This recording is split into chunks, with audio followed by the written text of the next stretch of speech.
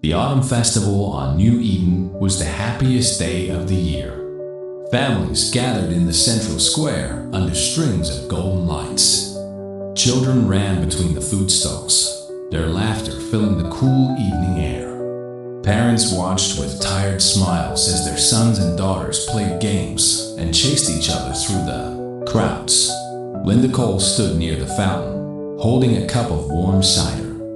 Her daughter Hannah, 8 years old with messy brown hair, was playing with a group of friends near the stage where musicians performed old Earth songs. Linda watched her carefully, as all mothers do, but she felt safe here. New Eden was a peaceful world. Nothing bad ever happened on New Eden. The first sign of trouble was a strange light in the sky. Someone pointed upward and asked what it was. Then another light appeared, and another. Within seconds, dozens of bright objects descended through the clouds. Moving too fast and too precisely to be meteors, the music stopped. The laughter stopped. Everyone looked up. The objects were ships. They were shaped like black triangles with no visible windows or markings. They made no sound as they landed in the fields around the colony. For a moment, nothing happened.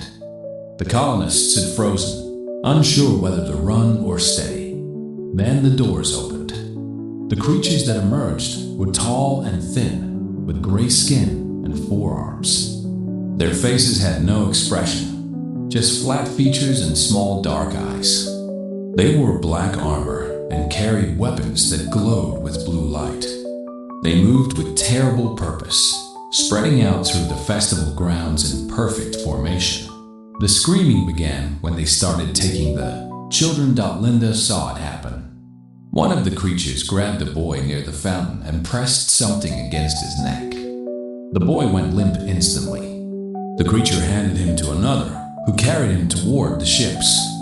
All around the square, the same scene repeated. Parents tried to fight, but the creatures were too strong and too fast. Anyone who resisted was knocked aside with casual violence. Linda ran toward Hannah. She pushed through the panicking crowd, calling her daughter's name. She saw Hannah standing near the stage, frozen with fear, as one of the creatures walked toward her. "Hannah, run!" Hannah turned at her mother's voice. She started to move, but the creature was faster. It reached out with two of its arms and grabbed her. Linda screamed and threw herself at the creature, hitting it with her fists, but it barely noticed her. A second creature pushed her to the ground and held her there while the first one carried Hannah away. "Mommy!" Hannah's voice cut through the chaos like a knife. Linda fought against the creature, holding her down, but she could not move. She watched helplessly as her daughter was carried into one of the black ships. The doors closed. The ships lifted off the ground and rose into the sky. In less than 10 minutes, it was over. The creatures were gone. The ships were gone, and 47 children were gone with them. The colony of New Eden was left in ruins. Not physical ruins, the buildings still stood. The lights still burned, but something had been broken that could never be fully repaired. Parents wandered through the square, calling names that no one would answer. Some sat on the ground and wept. Others stood in silence, too shocked to speak. The emergency signal went out within the hour. It reached every human ship and station within 10 light years. It reached Earth, and it reached the patrol vessel Starward Horizon, currently stationed 3 systems away. Commander Nathan Cole was in his quarters when the message arrived. He read it twice, then a third time. His hands began to shake. New Eden, 47 children taken. Among the missing, Hannah Cole, age 8, daughter of Linda Cole, sister of deceased Captain Roger Cole. Hannah, his niece. His brother's daughter. Nathan was on the bridge within minutes, ordering maximum speed to New Eden. The journey took 14 hours. They were the longest 14 hours of his life. When the Starward Horizon arrived, Nathan took a shuttle down to the surface. He found his sister-in-law sitting in the medical center, wrapped in a blanket. staring at nothing. Her eyes were empty. When she saw Nathan, she started crying again. "They took her," Linda whispered. "They took my baby." Nathan held her and promised he would bring Hannah back.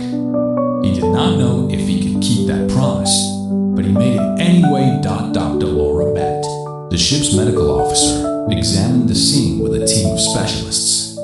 They found strange equipment left behind by the creatures, scanning devices designed to identify children with specific genetic markers. The creatures had not taken children at random. They had chosen them. Intelligence Officer Daniel Perry identified the creatures from galactic databases. They were called the HFY, a species from the far side of the galaxy. They were known to be technologically advanced and politically powerful. They were also known to have no respect for other species.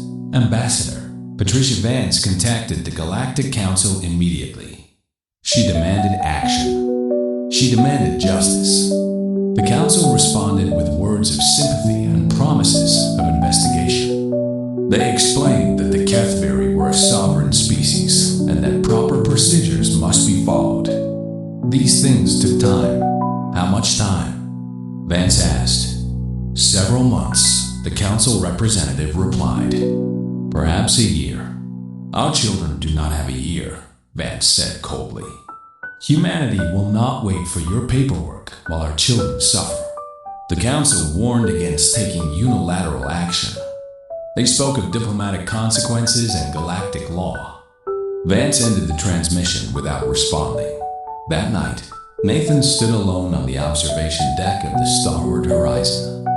He looked out at the stars and thought about Hannah. He remembered teaching her to ride a bicycle. He remembered her laugh, her smile, the way she called him Uncle Nate, even though he always pretended to be annoyed by it. Somewhere out there, she was frightened and alone. Somewhere out there, creatures with no souls had taken her for purposes he did not want to imagine. Nathan made a decision. He would find the HFY. He would get those children back.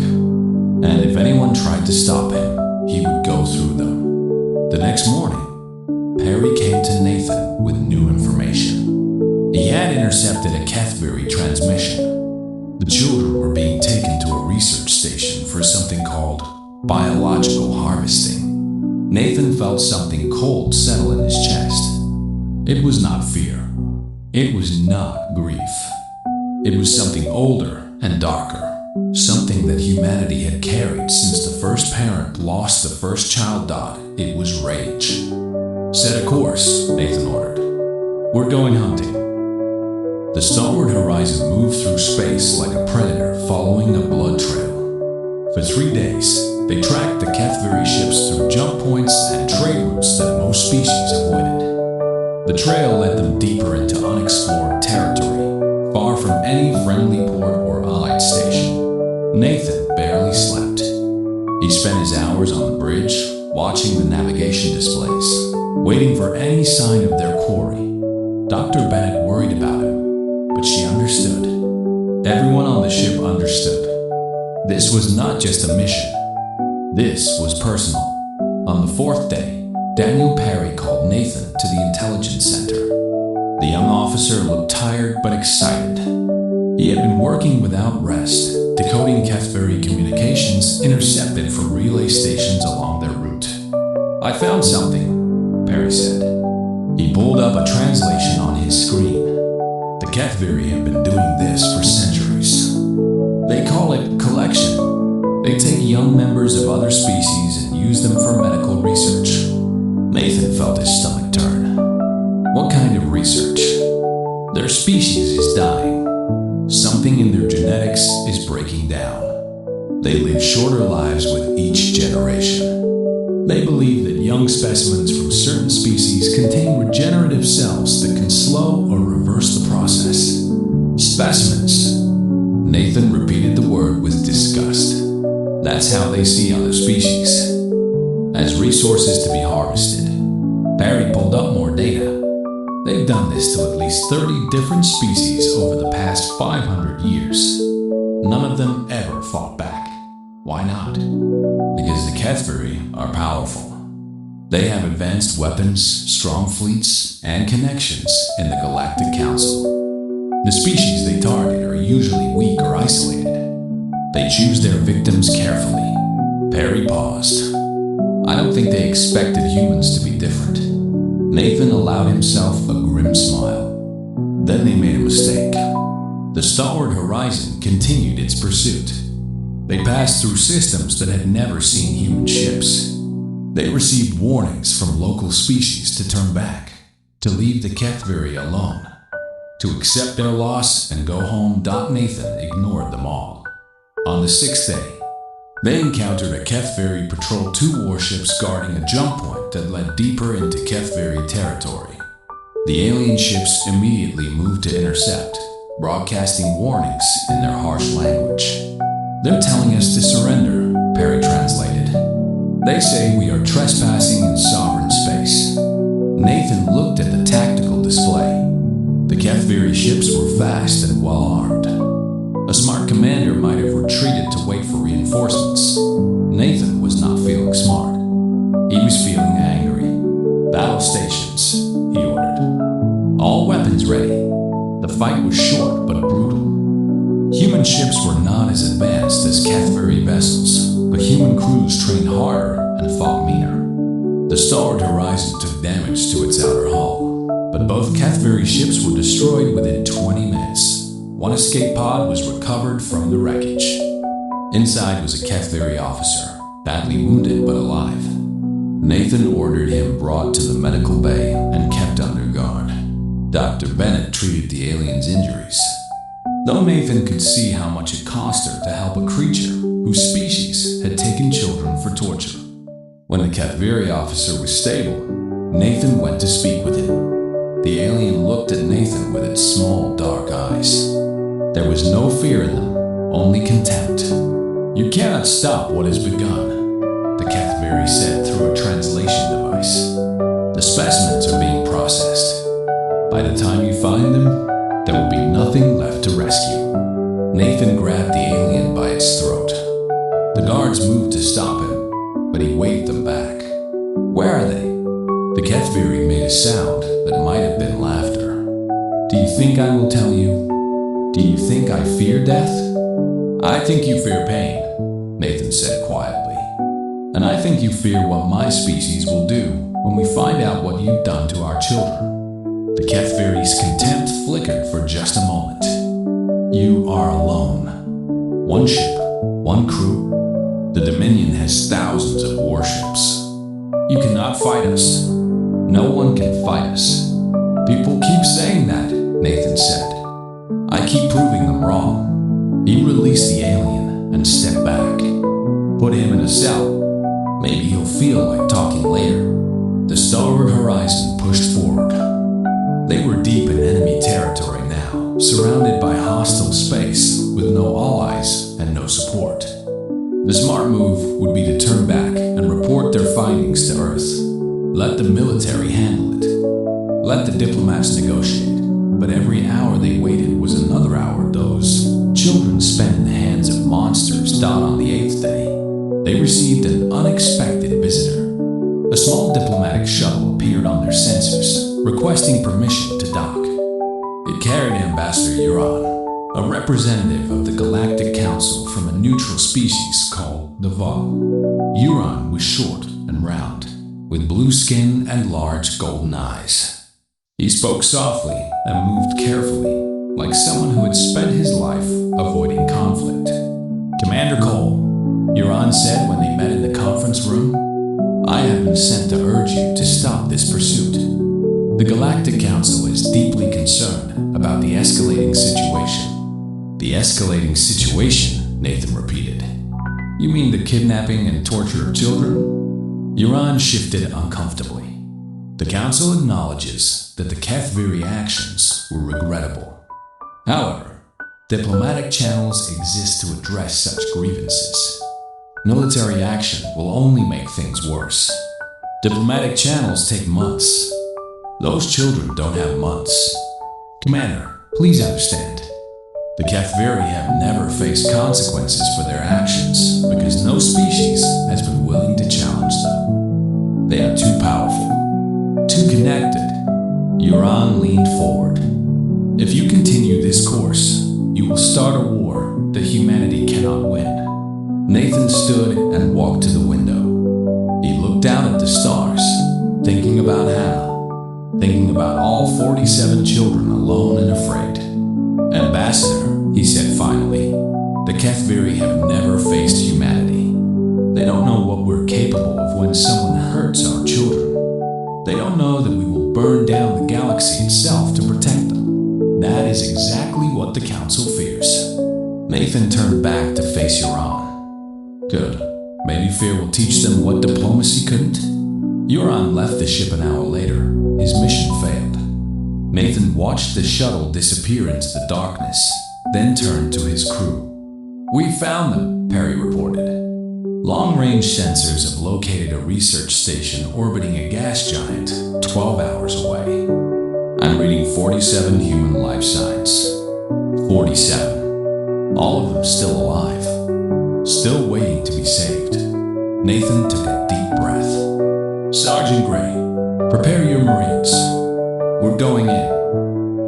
The Cathveri research station hung in the darkness like a metal spider, its long arms extending around the orange glow of the gas giant below. Dozens of ships moved around its supply vessels, patrol craft, and heavy warships designed to keep unwanted visitors away. Nathan studied the station through the bridge display. Somewhere inside that structure, 47 children were waiting. His niece was waiting. The station has 3 main sections, Perry explained, pointing to a holographic model. The outer ring is housing and administration. The middle section is research laboratories. The core is where they keep the subjects. Subjects, Sergeant Marcus Gray said with disgust. He was a big man with a shaved head and arms covered in scars from a dozen battles. They mean our kids. The defenses are heavy, Perry continued. 6 warships in patrol, automated weapon platforms, and at least 200 armed personnel inside the station. What do we have? Nathan asked. 1 ship, 80 Marines, and a lot of anger. Gray smiled. It was not a pleasant smile. Anger will be enough. The plan was simple because there was no time for anything complicated. The starboard horizon would engage the patrol ships and draw their attention. While the battle raged, a boarding shuttle would approach the station from the blind side and breach the outer hull. The Marines would fight their way to the core, extract the children, and return to the shuttle. Simple did not mean easy. The attack began at dawn, though there was no real dawn in space. Nathan gave the order, and the starboard horizon burst from hiding behind a nearby moon. The Cathveri patrol ships scrambled to intercept. Firing weapons that lit up the darkness like lightning dot, Nathan held the bridge through the shaking and the noise. Damage reports came in from all sections. The ship was taking hits, but she was holding together. Human ships were tough. Human crews were tougher. Boarding shuttle away. The tactical officer reported. Nathan watched the tiny craft slip past the battle and approach the station. The Cathveri had not noticed it yet. They were too focused on the starboard horizon, too confident that one human ship could not threaten them. The shuttle reached the station and attached to the outer hull. Marines in sealed armor cut through the metal and poured inside. Gray led the assault personally. He was the first through the breach, his weapon firing before his boots touched the floor. The Cathveri guards were surprised but recovered quickly. They were trained soldiers, and they fought back hard. The corridors of the station were narrow and dark, perfect for close combat. Gray's Marines moved through them like water through cracks, flowing around obstacles, filling every space with violence. The Cathveri fell back, unable to stop the human advance. Keep moving, Gray ordered. Don't stop for anything. They passed through the housing section into the research laboratories. What they saw there would stay with them forever. Rooms filled with tanks and tubes. Bodies floating in green liquid, members of species they had never seen before, some alive, some not. Machines that hummed with terrible purpose. And everywhere, the smell of chemicals and something worse. Something that reminded Gray of death. "They've been doing this for centuries," one Marine whispered. "Focus," Gray snapped. "Our kids are still ahead." They pushed forward, fighting through more guards, taking casualties of their own. 2 Marines fell in a crossfire. Another was wounded badly and had to be carried. But they did not stop. They could not stop. Finally, they reached the core. The room was large and circular, filled with rows of small beds. On each bed lay a child, connected to machines by wires and tubes. Their eyes were closed, their bodies still. For one terrible moment, Gray thought they were dead. Then he saw a chest rise and fall. Then another. They were alive. Sedated but alive. "Spread out," Gray ordered. "Disconnect them carefully. We're taking everyone home." The Marines worked quickly, removing the children from the machines with gentle hands that had killed. Moments before, Dr. Bennett's voice came through the communication link, guiding them on how to safely remove the medical equipment without causing harm. Gray found Hannah Cole in the 3rd row. She was thin and pale, with dark circles under her eyes, but she was breathing. He lifted her carefully and saw her eyelids flutter. "Uncle Nate?" she whispered, her voice weak and confused. "I'm not your uncle, sweetheart," Gray said softly. "But he sent me to bring you home." A noise at the door made him turn. A Kethviri in white robes stood there, holding a small device. Behind the alien were more guards. "You will not leave here," the Kethviri said. Gray recognized him from the intelligence files. Scholar Milith, the lead researcher, the one responsible for all of this. "Watch me," Gray said. Milith pressed a button on his device. "This controls the medical systems. One more press, and I flood the subjects with poison. They will all die in seconds." Gray froze. The other Marines froze. Milith smiled.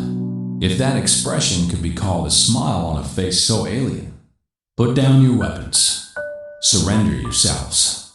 Perhaps the Dominion will show mercy." Gray looked at Hannah in his arms, at the other children being held by his Marines. He looked at the device in Milith's hand. He calculated distances and angles in his head. "You know what I've learned about your species?" Gray said calmly. "You're not used to people fighting back.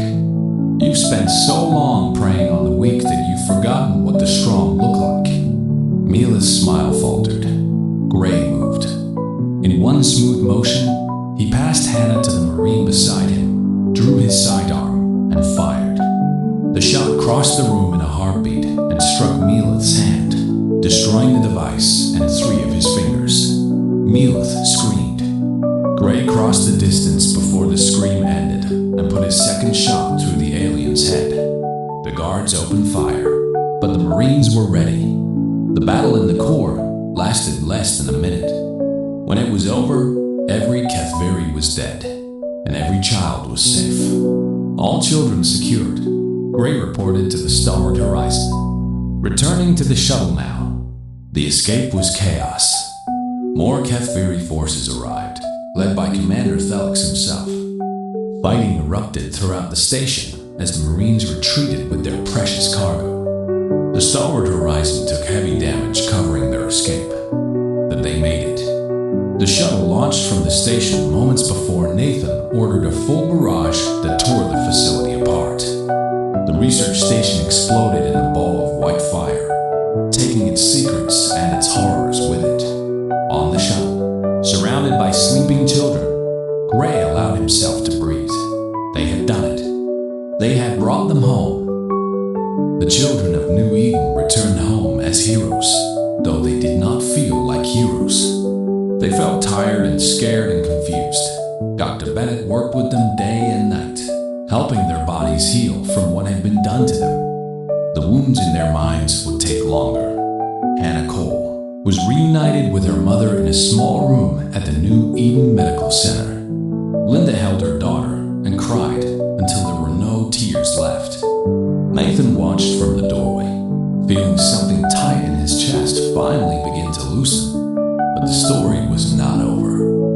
It was only beginning. The data recovered from the HFY station was transmitted to Earth and shared with the entire human population. People saw the laboratories. They saw the tanks filled with bodies. They saw what the HFY had planned to do with their children. The reaction was immediate and overwhelming. Every government on Earth and every human colony voted for war. There was no debate, no opposition, no calls for peace. For the first time in human history, the species spoke with one voice. The HFY would pay Dot within 2 weeks. The United Earth Navy mobilized every available warship. Reserves were called up. Factories worked around the clock, building new vessels. Volunteers flooded. Recruitment centers faster than they could be. Process. Ambassador Patricia Vance addressed the Galactic Council one final time before departing Earth. You had centuries to stop the HFY, she told the assembled representatives. You knew what they were doing. You had evidence of their crimes against dozens of species, and you did nothing. You were afraid of them. You were comfortable with your peace, even if that peace was built on the suffering of others. The council chamber was silent. Humanity is not afraid, Vance continued. And we are not comfortable. We are coming for the HFY dominion, and nothing in this galaxy will stop us. You can help us, or you can stay out of our way. Those are your only choices. She turned and walked out. No one tried to stop her. The war began with human fleets striking HFY military installations across 3 star systems simultaneously. The attacks were fast, brutal, and overwhelming. The HFY had expected diplomacy, negotiations, perhaps some minor skirmishes. They got annihilation. Nathan led the assault on a major HFY shipyard in the Vetter system. His fleet consisted of 12 warships, all crewed by volunteers who'd seen the videos from the research station. They fought with a fury that the HFY could not match. The shipyard fell in 6 hours. 300 enemy vessels were destroyed before they could launch. The HFY commander surrendered and asked for mercy. Nathan accepted the surrender and took the prisoners alive. He was angry, but he was not cruel. Other battles went the same way. Human fleets appeared without warning, struck with overwhelming force, and disappeared before reinforcements could arrive. The HFY Navy, spread across a vast territory, could not respond quickly enough. High Prefect Zorban watched his empire crumble with growing disbelief. He had ruled the Dominion for 60 years. He had overseen the collection of specimens from dozens of species. No one had ever challenged him. No one had ever dared. Now these humans, these primitive creatures from a small planet on the edge of the galaxy, were tearing his empire apart. He broadcast a message to all human forces, demanding a ceasefire. He offered compensation for the children. He offered trade agreements and territory. He offered everything except the one thing that mattered. Justice. Nathan received the message and recorded his response personally. High Prefect, you took our children. You planned to cut them apart and use their bodies to extend your worthless lives. There is no compensation for that. There is no deal we will accept. There is only one thing we want now, and we will take it whether you offer it or not. He paused, letting the silence stretch. We want you to understand fear. We want you to know what it feels like to watch everything you love being taken from you. We want you to lie awake at night, wondering if tomorrow will be your last day. That is what you gave our children. That is what we will give you. The message ended. Zorvan watched it 3 times, his hands shaking with rage and something he had never felt before. Terror. The human advance continued. World after world fell to the human fleets. HFY military bases were destroyed. warships were hunted down and eliminated. The Dominion's power, built over thousands of years, collapsed in weeks. Ambassador Euron returned to the starward horizon as the human fleet approached the Cathveri home system. He looked older than before, his golden eyes dim with worry. "Commander Cole, I beg you to reconsider," Euron pleaded. "You have won. The Cathveri are broken. Their military is destroyed. What more do you want?" "I want them to never do this again," Nathan said. "I want every species in this galaxy to know that there are consequences for hurting children. I want the Cathveri to be an example." "An example of what? Genocide?" Nathan's jaw tightened. "I haven't decided yet." The human fleet surrounded the Cathveri homeworld like a fist closing around a throat. Billions of Cathveri civilians looked up at the sky and saw the ships that would decide their fate. Zorvan made one final broadcast. He stood on the balcony of his palace, looking old and tired. "People of the Dominion, the humans have come for us. They want to destroy everything we have built. But I will not surrender. I will not bow to these inferior creatures.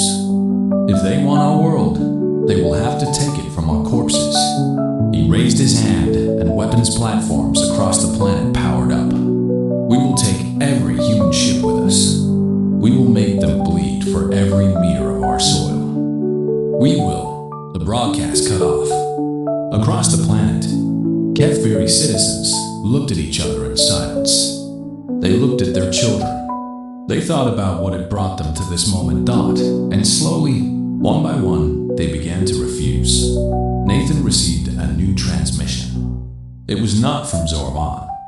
It was from ordinary Cathveri citizens, begging for mercy, offering to surrender their leaders, promising to do whatever was necessary to end the war.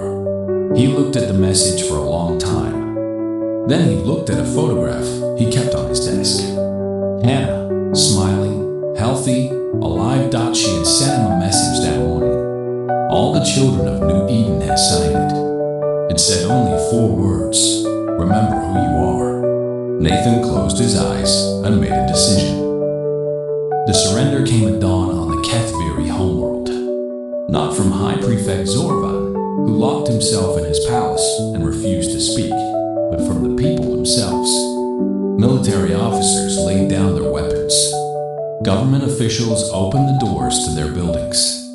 Ordinary citizens walked into the streets with their hands raised, hoping that the humans would show them the mercy their leaders had never shown others. Nathan watched from the bridge of the starward horizon as transport ships descended to the planet's surface. There was no resistance. There was no fighting. The Cathveri Dominion, once the most feared power in this sector of the galaxy, surrendered without a single shot being fired. He thought about what Zorvan had said, about making humanity bleed for every meter of soil, about taking human ships down with them. Empty words from a hollow leader who had never faced consequences in his life. Nathan took a shuttle down to the surface. He landed in the capital city, a vast metropolis of silver towers and empty streets. Cathveri citizens watched from windows and doorways as human soldiers marched through their home. None of them tried to fight. They had seen what happened to those who fought. The palace stood at the center of the city, surrounded by walls that had never been breached in 3,000 years of Cathveri history. Human marines breached them in 15 minutes. Zorvan was found in his private chambers, sitting on a throne that had been built from the bones of conquered species. He looked small and old, his gray skin hanging loose on his thin frame. When Nathan entered the room, the High Prefect did not stand. "So you have come," Zorvan said. "The human who burned my empire. The human who destroyed everything my ancestors built." Nathan stood before the throne and said nothing. "Do you feel proud?" Zorvan continued. "Do you feel like a hero? You have killed millions of my people. You have destroyed our fleet, our stations, our future. For what? For a few dozen of your offspring?" 47 children, Nathan said quietly. That's what you took. 47 children who were playing at a festival. 47 children who had done nothing to you. 47 children you planned to cut apart and use like spare parts. Zorvan waved a dismissive hand. They were specimens, resources. Their sacrifice would have extended Kethviri lives for generations. Surely you can understand the greater good. Nathan felt anger rise in his chest, but he controlled it. This creature was not worth his rage. The Kethviri people have surrendered, Nathan said. They have agreed to our terms. Complete disarmament. Surrender of all war criminals. Permanent monitoring by the Galactic Council to ensure you never harm another species. Zorvan laughed. It was a bitter, ugly sound. And you think I will agree to this? You think I will hand over my generals, my scientists, myself, to face your primitive justice? No, Nathan said. I don't think you will. But your people will. As if on cue, the doors of the chamber opened. Kethviri citizens entered, led by military officers and government officials. They surrounded the throne, looking at their leader with eyes that held no loyalty, only exhaustion. High Prefect Zorvan, one officer said formally, you are under arrest for crimes against the people of the Dominion. Your policies have brought destruction upon us. Your actions have condemned our species to shame. We will not die for your pride. Zorvan stared at his own people in disbelief.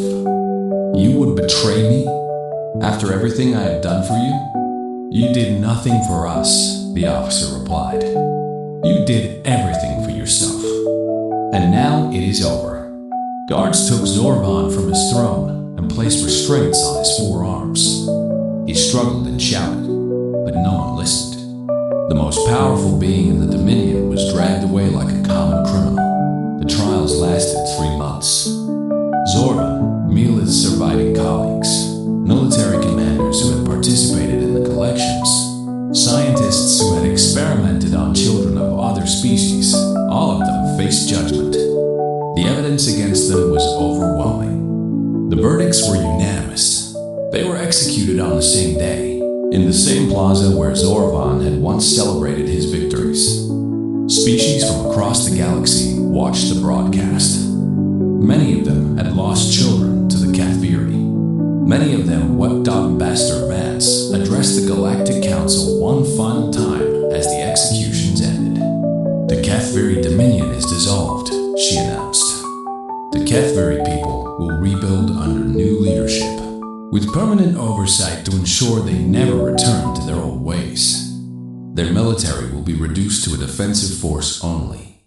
Their medical research will be monitored to prevent any further exploitation of other species. She paused, looking at the assembled representatives.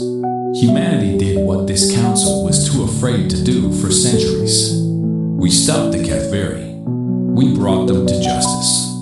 We showed the galaxy that there are consequences for cruelty. Ambassador Euron rose from his seat. His golden eyes were bright. The Council acknowledges humanity's actions, he said carefully. We also acknowledge our own failure. For too long, we allowed the Kethviri to prey upon weaker species because we feared the cost of stopping them. That fear was cowardice. And that cowardice caused suffering beyond measure. He bowed his head. On behalf of the Galactic Council, I formally propose new laws protecting the children of all species. Any attack on children will be considered an attack on the entire galactic community. Any species that harms children will face immediate and unified response. The vote was unanimous. Nathan did not attend the trials or the council sessions. He was already gone, returning to New Eden with the starward horizon. The war was over. The mission was complete. It was time to go home. He found Hannah and Linda at their house on the edge of town. The Harvest Festival would be held again this year, though it would be smaller and quieter than before. Some wounds took time to heal. Hannah ran to him when she saw him coming up the path. She threw her arms around him and held tight. Uncle Nate, she whispered. You came back. I promised I would, Nathan said. I always keep my promises. They sat together on the porch as the sun set over New Eden. The sky turned orange and pink, and the first stars appeared above the horizon. Somewhere out there, the galaxy was watching humanity with new eyes. Some watched with fear. Some watched with respect. Some watched with hope. Nathan did not care about any of that. He only cared about the small hand holding his, about the peaceful sound of children laughing somewhere in the distance, about the simple miracle of a family reunited. The galaxy had learned a lesson that day, a lesson written in fire and blood and the fury of a species that would never stop protecting its own. You could take territory from humans. You could take resources. You could even take their lives. But you never, ever touched their children. Because if you did, no power in the universe would save you from what came next.